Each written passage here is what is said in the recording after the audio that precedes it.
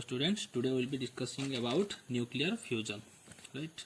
In the last class we have already discussed about nuclear fission, nuclear reactor, and today we will be discussing about nuclear fusion.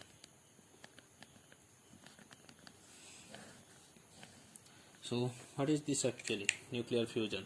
Nuclear fusion में हमने क्या देखा था कि एक parent nuclei था, वो एक ही पेरेंट न्यूक्लियाई था, वो सब्सिक्वेंटली डिवाइड होके आपको दो डॉटर न्यूक्लियाई मिल रहे थे. लेकिन यहाँ पर क्या होगा, in case of nuclear fusion two or more lighter nuclei are there.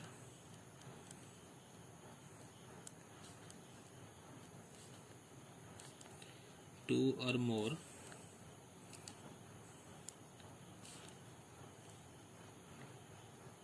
lighter nuclei combine to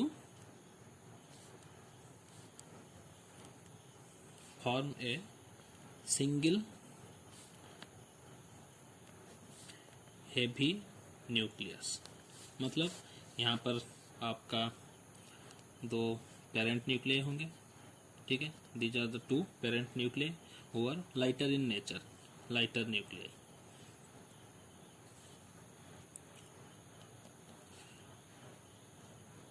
Two parent nuclei are there who are lighter in nature. After the fusion, what happens? They become a larger nuclei, right? That is called single heavy nuclei. और ये हो गया आपका daughter nuclei, ठीक है. यहाँ पर जो छोटे छोटे दो लाइटर न्यूक्लियाई थे, पेरेंट न्यूक्लियाई थे, ये अपने एक दूसरे के साथ फ्यूज होके क्या बना रहे हैं, एक बड़ा और हेवी न्यूक्लियस बना रहे हैं, ठीक है.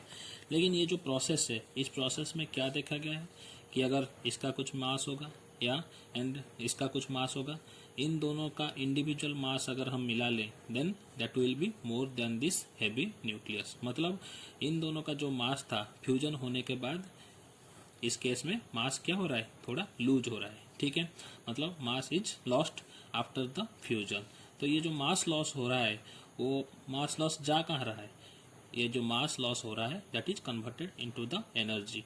जो भी हम देख चुके हैं कि आइंस्टाइंस आपका जो mass conservation, mass energy relation है, उसमें क्या लिखा गया है, E equal to delta M into C square, right. Delta M is the mass defect है, ठीक है. मतलब इसका जो मास होगा, इसका जो मास होगा, टोटल हम मिलाएंगे, that will be more than the mass of the daughter nuclei. Parent nuclei का mass is greater than the daughter nuclei.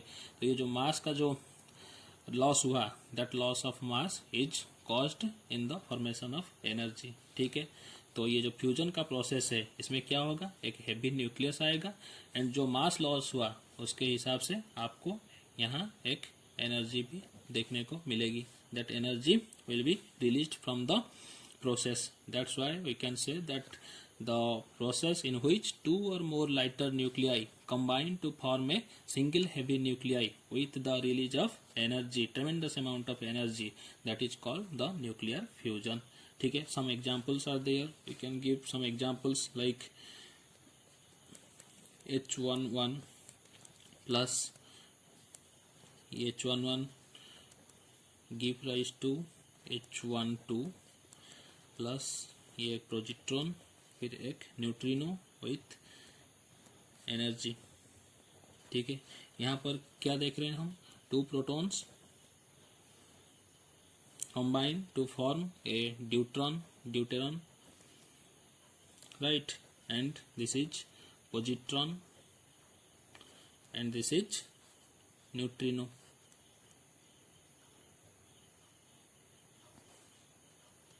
ठीक है. आप यहाँ पर हम क्या देख रहे हैं कि ये जो दो प्रोटॉन्स है, ये आपस में फ्यूज होके एक ड्यूटेरॉन आपको प्रोड्यूस कर रहा है, फिर एक पॉजिट्रॉन आपको मिल रहा है and with a neutrino along with some energy released, ठीक है. और एक एग्जांपल भी हम ले सकते हैं. अगर हम बात करें इसकी H12 which will gives rise to He23 N 3.27 MeV. In case we can say that ये एक ड्यूटेरॉन है, ठीक है. This is another deuterons. So two deuterons combine to form the light isotope of helium. ये क्या है आपका light isotope of helium with a neutron and having some energy that is 3.27 MeV. ठीक है. Now another example we can also give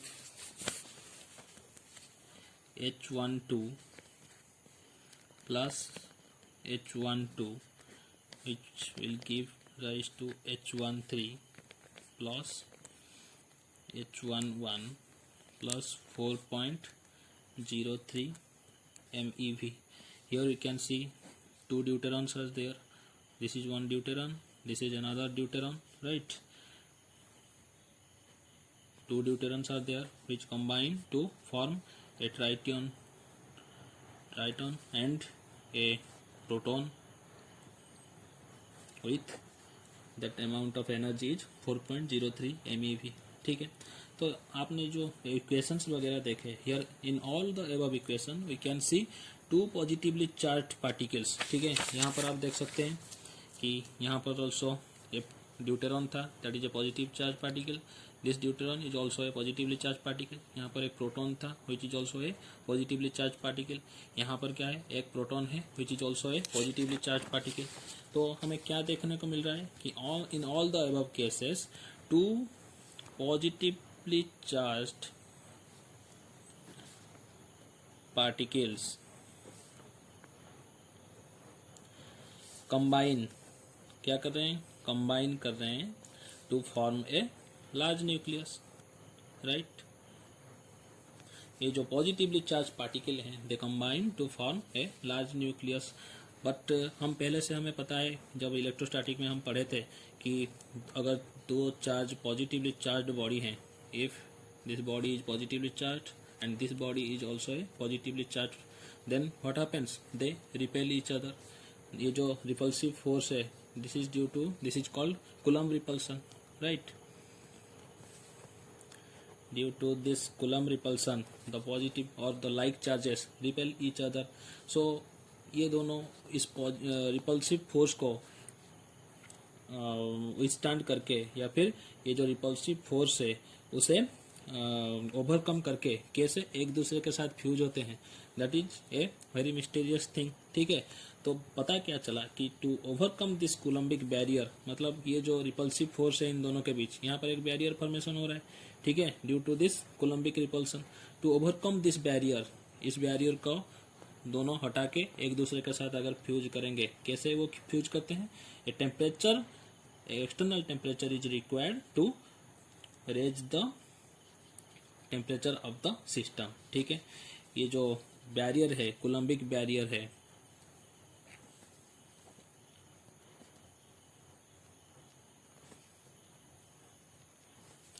to overcome this barrier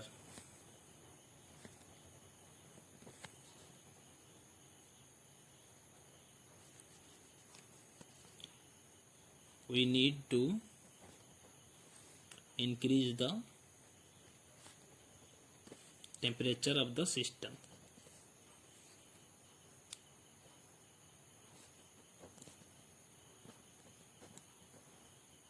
जो अगर temperature raise करेंगे तो क्या होगा, अगर ये टेम्परेचर रेज करेंगे so that particles have enough kinetic energy to overcome the Coulomb repulsive behaviour. ठीक है. यहाँ पर जो बैरियर है उसे ओवरकम करने के लिए ये जो पार्टिकल इस तरह से दोनों एक दूसरे के पास आ रहे थे, उनका काइनेटिक एनर्जी को इतना इंक्रीज कर देना है कि कूलम्ब का जो रिपल्सिव फोर्स है वो उसे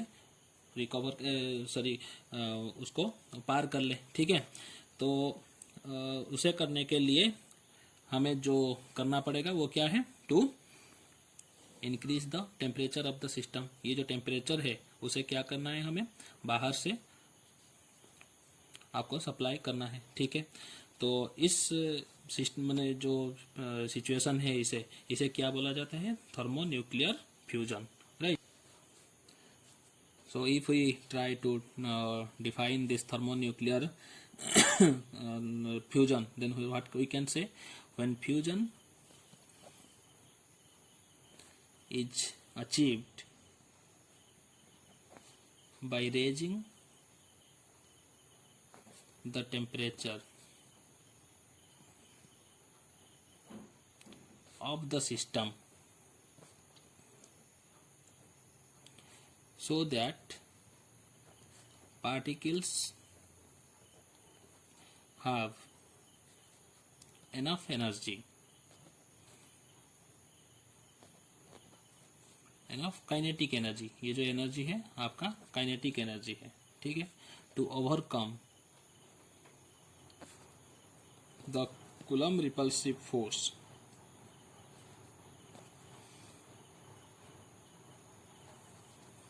or Coulomb repulsive behavior, we can say it is called thermonuclear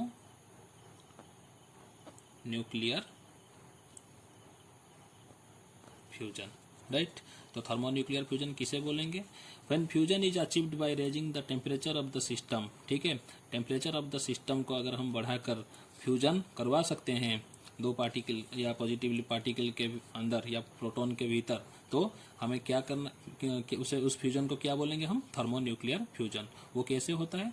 क्योंकि हम जो टेम्परेचर इसे प्रोवाइड करते हैं, हाई टेम्परेचर इसे बाहर से प्रोवाइड करते हैं, that increases the kinetic energy of this particles, ठीक है। तो इतना काइनेटिक एनर्जी ये बढ़ा देगा कि ये रिपल्सिव फोर्स को भी ओवरकम कर सकता है, और ओवरकम करने के बाद वो क्या हो जाएंगे? एक दूसरे के साथ फ्यूज हो जाएंगे, ठीक है। फ्यूज होने के बाद वो क्या करेंगे? एक हेवी न्यूक्लियाई बनाएंगे, that is called the fusion. यहाँ पर दो लाइटर न्यूक्लियाई थे, बट यहाँ पर जो बनेगा वो हेवी न्यूक्लियाई बनेगा। समझ में आया? तो एक्चुअली देखा ये गया है कि the height of barrier for two protons, the height of barrier for two proton is around or equivalent to 400 kilo electron volt, ठीक है। मतलब ये जो दो प्रोटॉन है उनके भीतर जो रिपल्सिव फोर्स है उसका अमाउंट कितना है? 400 किलो इलेक्ट्रॉन वोल्ट, ठीक है। आप अगर काइनेटिक एनर्जी, इससे ज़्यादा काइनेटिक एनर्जी आप इन दोनों को प्रोवाइड करो, मतलब इससे ज़्यादा टेम्परेचर हमें प्रोवाइड करना पड़ेगा, जबकि kinetic energy 400 kilo electron volt से क्या हो जाए? ज़्यादा हो जाए, then these two like charge protons will be fused, right. तो ये जो इसका जो हाइट ऑफ बैरियर है वो किसका ज़्यादा होगा या कम होगा, ये किसके ऊपर डिपेंड करता है? Depend upon the charge and radii of the two interacting nuclei, ठीक है। यहाँ पर जो दो न्यूक्लियाई इंटरैक्ट कर रहे हैं उसका चार्ज एंड रेडाई के ऊपर, मतलब रेडियस के ऊपर डिपेंड करेगा द हाइट ऑफ बैरियर। अगर चार्ज ज़्यादा होगा और रेडियस भी ज़्यादा होगा, then we will have the increased value of barrier. 400 kilo electron volt से भी ज़्यादा आ सकता है, depending upon the charge of the nuclei and radii of the nuclei, ठीक है। तो ये जो 400 किलो इलेक्ट्रॉन वोल्ट का बैरियर है उसे ओवरकम करने के लिए हमें कितना अमाउंट ऑफ टेम्परेचर चाहिए, वो कैसे कैलकुलेट करते हैं? तो calculate this temperature we can put the formula from the kinetic theory of gases, जो हमें पता है कि एवरेज काइनेटिक एनर्जी जो है, according to kinetic theory of gases, average kinetic energy will be equal to 3/2 kT, where k is the Boltzmann constant. Boltzmann constant बोलते हैं, ठीक है। तो एवरेज काइनेटिक एनर्जी यहाँ पर कितना दिया गया है? 400 किलो इलेक्ट्रॉन वोल्ट, ठीक है। इससे ज़्यादा अगर होगा फिर ये दोनों फ्यूज करेंगे, तो उसके लिए हमें टेम्परेचर कितना प्रोवाइड करना पड़ेगा? इस इक्वेशन से हम निकाल सकते हैं, जैसे कि पहले से कैलकुलेट किया गया है कि temperature will be equivalent to 3 × 10⁹ kelvin. आप देख सकते हो कि this is a very tremendous amount of energy, ठीक है। इतना एनर्जी आपको प्रोवाइड करना होगा, तभी क्या करेंगे? ये दोनों लाइक चार्ज एक दूसरे के साथ फ्यूज करेंगे। समझ में आया? So we can say that ये जो extreme condition is there for to provide the temperature like 3 × 10⁹ kelvin, ठीक है। तो ये जो टेम्परेचर एंड प्रेशर है ये वेरी एक्सट्रीम कंडीशन है, ठीक है। तो यहाँ पर सो ये जो मैंने प्रीवियसली बताया कि extreme condition of temperature and pressure is only available inside the stars, ठीक है। ये जो स्टार्स के इंटीरियर्स हैं, ठीक है, दे प्रोवाइड द एनवायरमेंट, ठीक है, सुइटेबल एनवायरमेंट प्रोवाइड करते हैं for this type of temperature and high pressure, ठीक है। क्योंकि नेचुरली हमारे अर्थ में ऐसी कोई सब्सटेंस नहीं बना है जो इतना सारे टेम्परेचर को झेल सके, ठीक है। So in case of stars there is the place the interiors of the stars, ठीक है, including sun, they can provide this type of atmosphere to withstand temperature like 3 into 10 to the power 9 Kelvin, ठीक है। So the energy generation in stars, the energy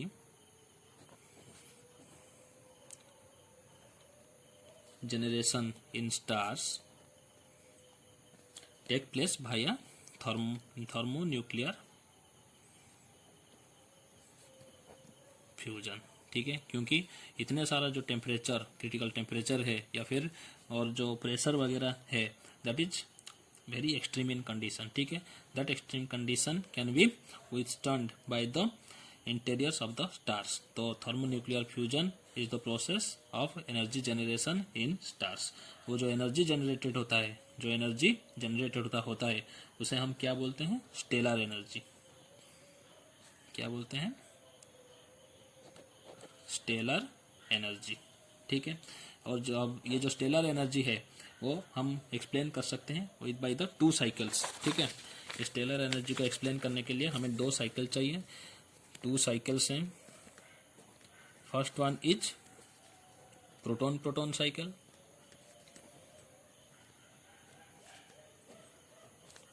another one is carbon carbon cycle,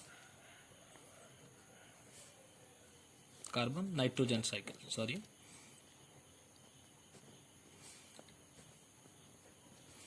So we will be knowing about one by one, but before proceeding to the cycles, पहले हमें कुछ चीज़ें याद रखनी चाहिए, जैसे कि ये जो न्यूक्लियर फ्यूजन प्रोसेस है, ये न्यूक्लियर फ्यूजन का जो प्रोसेस है that is exothermic in nature, ठीक है।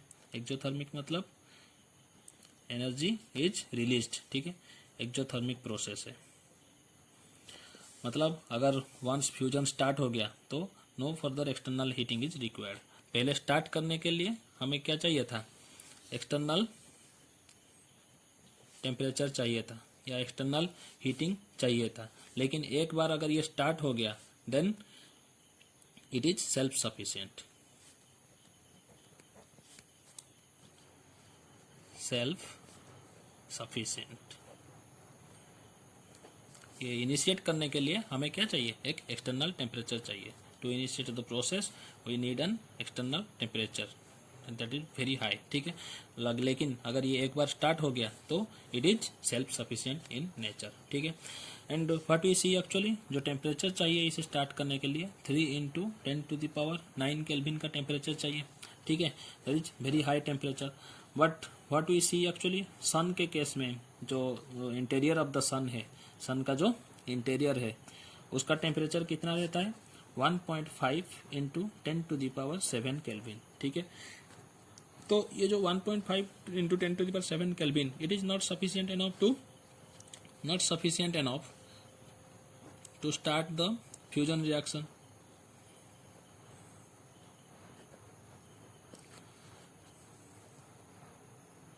स्टार्ट द फ्यूजन, ठीक है। तो एक्चुअली ये होता कैसे है? अगर not sufficient enough to start the fusion है, टेम्परेचर इतना है, तो हम तो बाहर कोई भी तो बाहर से सन को टेम्परेचर नहीं देता है, ठीक है। सन टेम्परेचर कहाँ से लाएगा? उसके अंदर से ही लाएगा, लेकिन उसका अंदर का ही टेम्परेचर तो 1.5 into 10 to the power 7 kelvin है, which is very less than the 3 into 10 to the power 9 kelvin which is required for a normal fusion to be started. लेकिन ये जो टेम्परेचर है सन का इंटीरियर का वो बढ़ता कैसे है जबकि फ्यूजन स्टार्ट हो जाता है? उसे समझने के लिए जो हम कहाँ से ये इन्फरेंस ड्रॉ करते हैं? Maxwell Boltzmann distribution of velocity को हमें समझना पड़ेगा, ठीक है। जो एनर्जी है वो हमें कहाँ से समझना पड़ेगा? Maxwell Boltzmann distribution of velocity से हमें ये पता चलता है कि जो गैसियस मॉलिक्यूल्स हैं, ठीक है, अभी सन के अंदर सब हाइड्रोजन वगैरह है, hydrogen is a gas, right. ये जो गैसियस मॉलिक्यूल्स हैं उनका जो वेलोसिटी है, अगर हम मैक्सवेल बोल्ट्जमैन डिस्ट्रीब्यूशन कर्व को ड्रॉ करें तो हमें पता चलेगा कि नंबर ऑफ पार्टिकल्स, अगर हम वाई एक्सिस में प्लॉट करें, यहाँ पर प्लॉट करें स्पीड ऑफ पार्टिकल्स, राइट। तो ये हो गया आपका मोस्ट प्रोबेबल वेलोसिटी, आप पढ़े होंगे काइनेटिक थ्योरी ऑफ गैसेस में। ये आपका आ गया भी एवरेज, मतलब एवरेज वेलोसिटी। ये आपका आ गया भी आर एम एस, मतलब रूट मीन स्क्वायर वेलोसिटी, ठीक है। तो नंबर ऑफ पार्टिकल्स, ये जो मोस्ट प्रोबेबल वेलोसिटी में नंबर ऑफ पार्टिकल्स ज़्यादा होते हैं, ठीक है। मतलब अगर एक कंटेनर आप लिए हुए हो, यहाँ पर इतने सारे गैस एक है, तो गैस के अंदर बहुत सारे मॉलिक्यूल्स होते हैं, तो ये जो मॉलिक्यूल्स का स्पीड होता है उसमें से most of the molecules move with this speed, that is called most probable velocity. उसके नीचे आ गया एवरेज वेलोसिटी, इसके नीचे आ गया वी आर एम एस, मतलब रूट मीन स्क्वायर वेलोसिटी, ठीक है। लेकिन देखो यहाँ पर भी कुछ पार्टिकल्स हैं जिनका नंबर बहुत कम है, ठीक है, बहुत कम है लेकिन फिर भी हैं, ठीक है। Some particles are there whose velocity is greater than 400 kilo electron volt, मतलब उसका जो काइनेटिक एनर्जी है that will be far more greater than 400 kilo electron volt. हमने पहले से ही यहाँ पर देखा था कि ये जो एनर्जी जो चाहिए हाइट ऑफ बैरियर को ओवरकम करने के लिए 400 किलो इलेक्ट्रॉन वोल्ट का काइनेटिक एनर्जी चाहिए था। तो यहाँ पर जो कुछ मॉलिक्यूल्स हैं या फिर प्रोटॉन पार्टिकल्स हैं वो क्या कर रहे हैं, उनका वेलोसिटी 400 किलो इलेक्ट्रॉन वोल्ट या फिर kinetic energy 400 kilo electron volt से आपका ज़्यादा पहले से ही है, ठीक है, समझ में आ गया। तो ये वाले जो कुछ प्रोटॉन्स होते हैं वो उनका एनर्जी सफिशिएंट होता है फ्यूजन करने के लिए, ठीक है। तो वो पहले क्या करते हैं, स्टार्ट कर लेते हैं फ्यूजन होना। फ्यूज होने के बाद वो एक डटर न्यूक्लियाई प्रोड्यूस करते हैं and they are also production of some energy.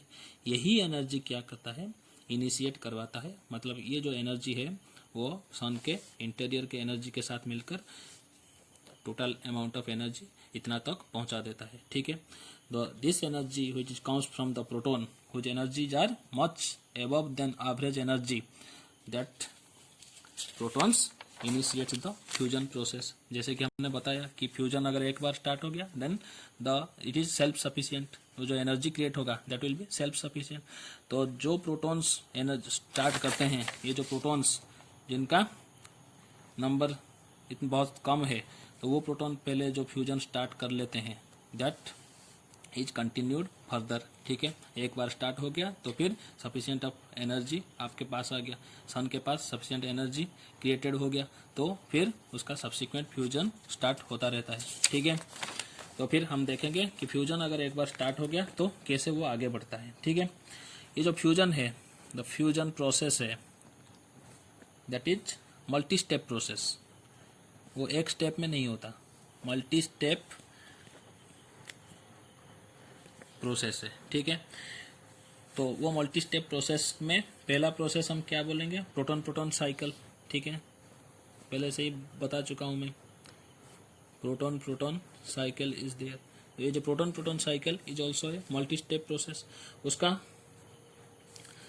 Proton proton cycle में आपका जो फ्यूल है, ठीक है, proton proton cycle the hydrogen is bond into helium, ठीक है। ये जो प्रोटॉन प्रोटॉन साइकिल में क्या होता है, द हाइड्रोजन जलकर हीलियम बनता है, ठीक है। सो ये जो हाइड्रोजन है इसे हम क्या करेंगे, कंसीडर करेंगे फ्यूल के थ्रू, ठीक है। So in case of sun the hydrogen act like the fuel, ठीक है। यहाँ से आपका हीलियम बनता है। Hydrogen is the lighter nuclei and helium is the heavier nuclei in comparison to the hydrogen. So कुछ हाइड्रोजन मिलकर क्या बनाते हैं, हीलियम बनाते हैं। वो जो प्रोसेस है वो 4 या 5 स्टेप फॉलो करता है, ठीक है। तो 4 स्टेप फॉलो करता है। तो फर्स्ट स्टेप में क्या होता है,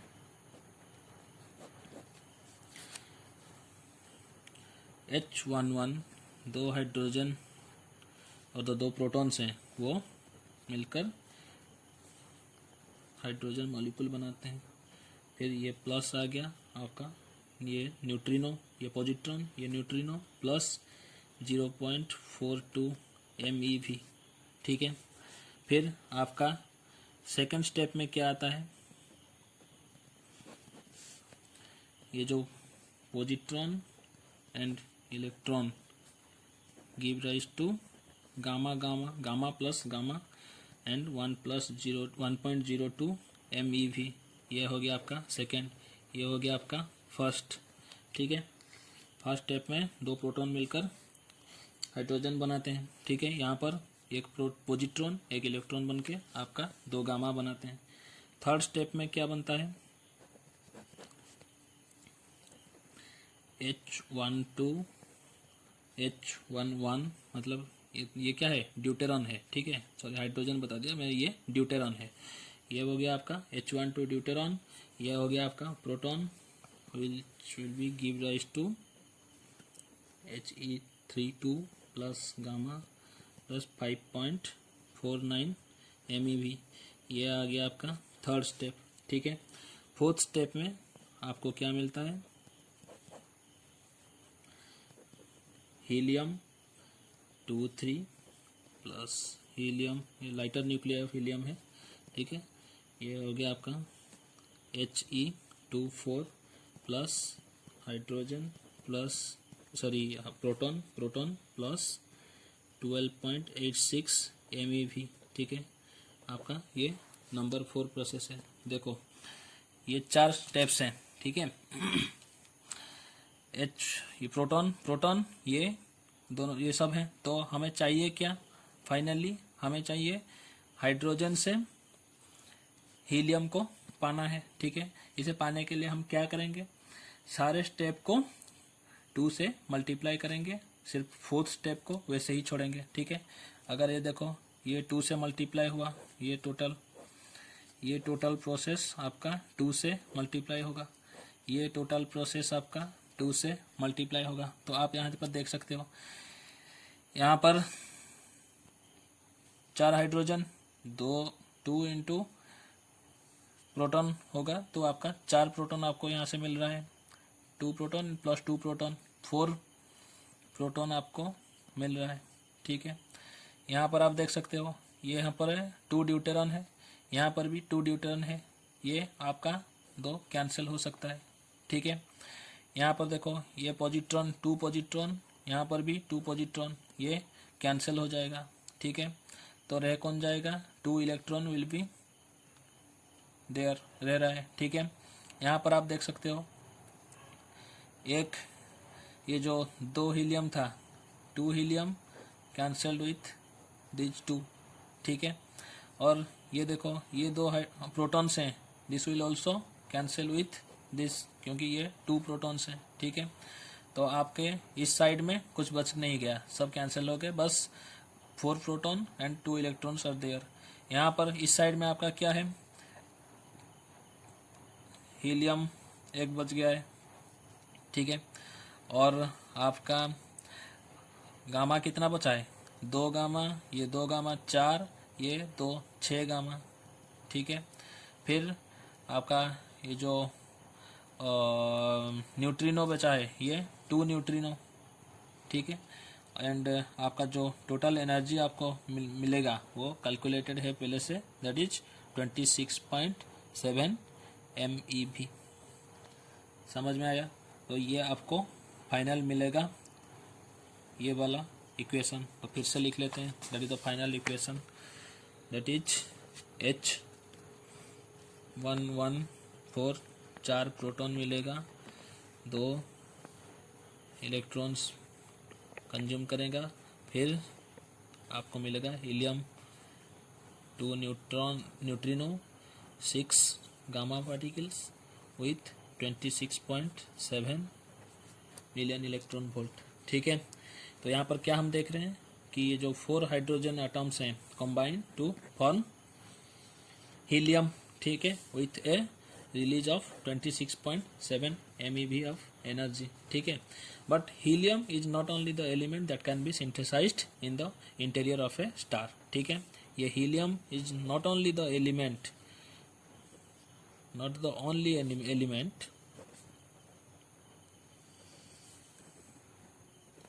that can be synthesized in the interior of a star, ठीक है। क्योंकि आज hydrogen gas depleted and it becomes helium, जैसे कि हाइड्रोजन गैस डिप्लीट होकर हीलियम बनता जाएगा, तो उसका जो कोर, सन का जो कोर है, ठीक है, या स्टार का जो कोर है, ये कोर में हाइड्रोजन जो फ्यूल होता है वो कोर में ही होता है, ठीक है, क्योंकि उसका टेम्परेचर सबसे ज़्यादा है। तो ये जो हाइड्रोजन जब डिप्लीट होकर, डिग्रेड होकर धीरे धीरे हीलियम बनता जाएगा, तो ये कोर क्या करेगा, स्टार्ट्स कूलिंग, ठीक है। और एक कूलिंग प्रोसेस स्टार्ट होने से क्या होगा, star begins to collapse, star begins to collapse under its own gravity, under its own gravity, ठीक है। ड्यू टू इट्स ग्रेविटी ये क्या करेगा, धीरे धीरे कोलैप्स होना शुरू करेगा, which increases the temperature.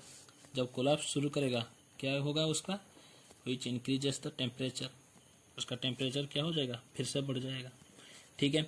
Temperature of the core, अगर इफ दिस टेम्परेचर, ये जो टेम्परेचर इंक्रीज होगा, if this temperature increases to about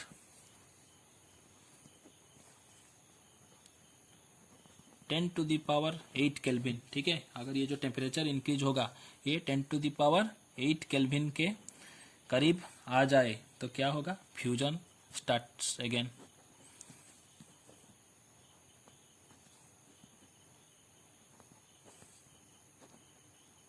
ठीक है। और दिस टाइम जो फ्यूजन होगा, यहाँ से जो न्यूक्लियाई निकलेंगे, ठीक है, फ्यूजन जो स्टार्ट होगा, ये किसका फ्यूजन स्टार्ट होगा, हीलियम, हीलियम न्यूक्लियाई का फ्यूजन स्टार्ट होगा, ठीक है। मतलब एक helium nuclei another helium nuclei के साथ मिलकर क्या बनाएंगे, कार्बन, ठीक है। फिर एक कार्बन दूसरे कार्बन के साथ मिलकर क्या बनाएगा, नाइट्रोजन, ठीक है। ऐसे ऐसे वो आगे बढ़ता रहेगा, ठीक है। ये कब तक आगे बढ़ता रहेगा, जब तक ये एक स्टेबल पॉइंट पर नहीं पहुंच जाता। जब हम इसका प्रोसेस देखेंगे तो हम किसे पहले देखना चाहेंगे, बाइंडिंग एनर्जी कर्व को देखना चाहेंगे। मतलब इन case of binding energy curve हमने पहले पढ़ा हुआ था कि ये बाइंडिंग एनर्जी का कर्व है, यहाँ पर ऐसे ऐसे होकर ये कर्व थोड़ा ऐसे प्रोग्रेस हो रहा था, ठीक है। यहाँ पर हाइड्रोजन था, यहीं पर कहीं हीलियम था, ठीक है, यहीं पर आपका कार्बन था कहीं पर, यहाँ पर नाइट्रोजन था, और यहाँ पर पीक पॉइंट पर आपका आयरन था, ठीक है। तो क्या होगा, पहले क्या हो रहा था, ये हीलियम, पहले एक हाइड्रोजन और हाइड्रोजन, ठीक है, H11 मिलकर क्या बनाते थे, हीलियम बनाते थे, ठीक है। अब क्या होगा, धीरे धीरे हीलियम एंड हीलियम बनाकर क्या करेंगे, कार्बन बनाएंगे। फिर अभी कार्बन के कार्बन साथ मिलकर नाइट्रोजन बनाएंगे, या फिर नाइट्रोजन के साथ मिलकर और मासिव एलिमेंट बनाएंगे। लेकिन ये सिलसिला कब तक जारी रहेगा, तब तक जब तक वो पीक पर नहीं पहुंच जाते। फिर मतलब ये पीक को अटेंड करने के बाद वो आगे नहीं बढ़ते, क्योंकि that is the stable point, ठीक है। बाइंडिंग एनर्जी का ये क्या है, स्टेबल फॉर्म है। यहाँ पर अगर बाइंडिंग जो हो रहा है इसमें एनर्जी, बाइंडिंग एनर्जी निकल रहा है, ठीक है, बाइंडिंग एनर्जी धीरे धीरे इंक्रीज होता रहेगा and that will be maximum at ferrous, ठीक है। तो पीक पॉइंट पर जब पहुंच जाएगा, अगर फेरस के आसपास पहुंच गया मास, तो फिर उसका फर्दर फ्यूजन नहीं होगा, ठीक है। समझ में यहाँ आ गया, क्योंकि यहाँ पर आपका जो बाइंडिंग एनर्जी है दैट इज मैक्सिमम, उससे आगे आपका बाइंडिंग एनर्जी धीरे धीरे नीचे जा रहा है। तो यहाँ तक सबको समझ में आ गया। तो जनरली देखा गया है कि जो the age of the sun is age of the sun is about 5 into 10⁻9 years. ठीक है, आफ्टर दैट द हाइड्रोजन, जो फ्यूल है सन का, वो धीरे धीरे खत्म होना स्टार्ट हो जाएगा। ये जो हाइड्रोजन है क्या करेगा, उसके बाद burning will stop and the sun will begin to cool होगा। तो हमने बात किया था कि जब कूल होगा, स्टार्ट करेगा, it will start to collapse due to its own gravity. ठीक है, due to its own gravity. अगर कोलैप्स करना स्टार्ट किया ग्रेविटी के वजह से, फिर क्या होगा, टेम्परेचर फिर से इंक्रीज करेगा, temperature of core will raise again. तो वो जो आउटर एनवेलप होगा, टेम्परेचर जब रेज करेगा, उसके बाद क्या होगा, outer envelope of the sun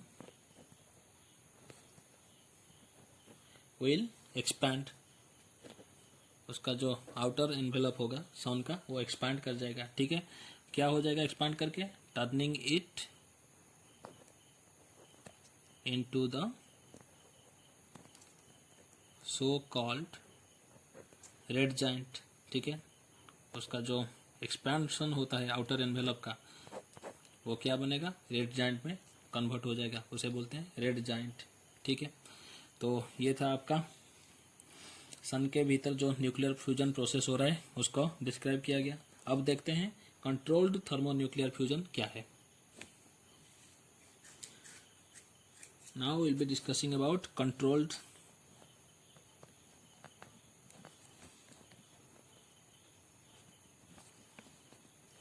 thermonuclear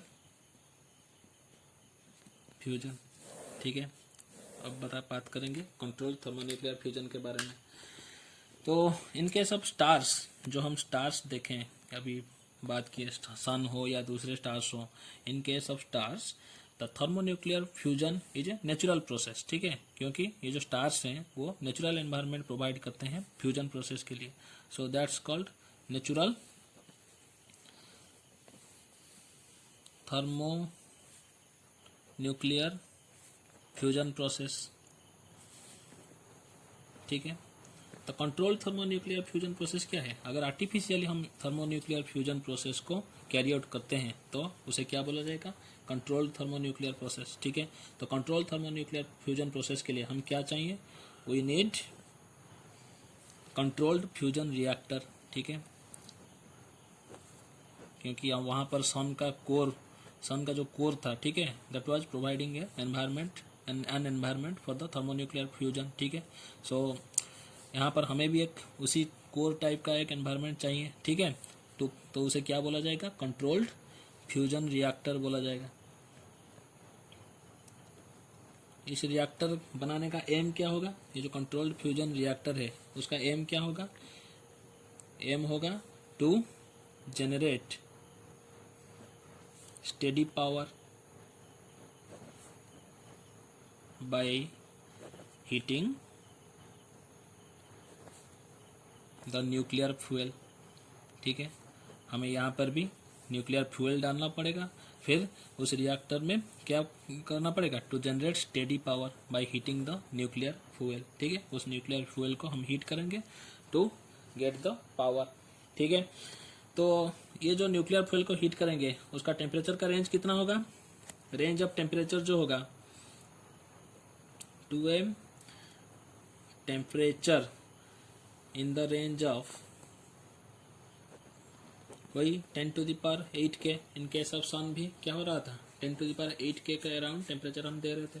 तो यहाँ पर भी कंट्रोल फ्यूजन रिएक्टर में जो न्यूक्लियर फ्यूल हम प्रोवाइड करेंगे उसका टेम्परेचर कितना तक बढ़ाना पड़ेगा, 10⁸ के। ठीक है, इस 8 के टेम्परेचर में जो फ्यूल होगा वो क्या करेगा, fuel becomes a mixture of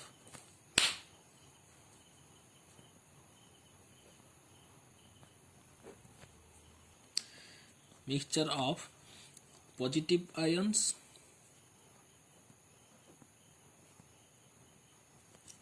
plus electrons, मतलब एक पॉजिटिव आयंस होगा, फिर इलेक्ट्रॉन का एक क्लाउड होगा, ठीक है। उसे क्या बोलेंगे हम, प्लाज्मा बोलते हैं। Combinedly we call it plasma, ठीक है। तो main challenge is to maintain this plasma, ठीक है, क्योंकि ये जो प्लाज्मा है उसको कन्फाइन करना एक कंटेनर में, दैट इज वेरी रिस्की, ठीक है। It is impossible, nearly impossible, क्योंकि ये जो 10⁸ केल्विन का जो टेम्परेचर है, इसे विथस्टैंड करने के लिए हमारे नेचर में अभी तक कोई भी ऐसी चीज़ नहीं है जो 10⁸ केल्विन का टेम्परेचर को विथस्टैंड कर सके, ठीक है। तो ये जो प्लाज्मा है उतने टेम्परेचर में इस प्लाज्मा को कन्फाइन करना और जो कंटेनर है उसमें इसको रखना, that is very very risky and it is also nearly impossible, ठीक है, क्योंकि it can the container, those type of container can not withstand such A high temperature, ठीक है। लेकिन फिर भी it is being persuaded vigorously, it is being pursued vigorously in many countries। बहुत सारे कंट्रीज सब ट्राई कर रहे हैं कि वो एक कंटेनर बनाए जो ये प्लाज्मा को रख सके एट 10⁸ केल्विन पर, लेकिन still no one got success, ठीक है। अभी तक कोई भी इसे कंट्रोल नहीं कर पाया, ठीक है। So student, hope you have already watch the full video and you have able to understand the concept behind the thermonuclear fusion या फिर nuclear fusion, and I hope if you have any doubts then you can ask me later. Till then, take care.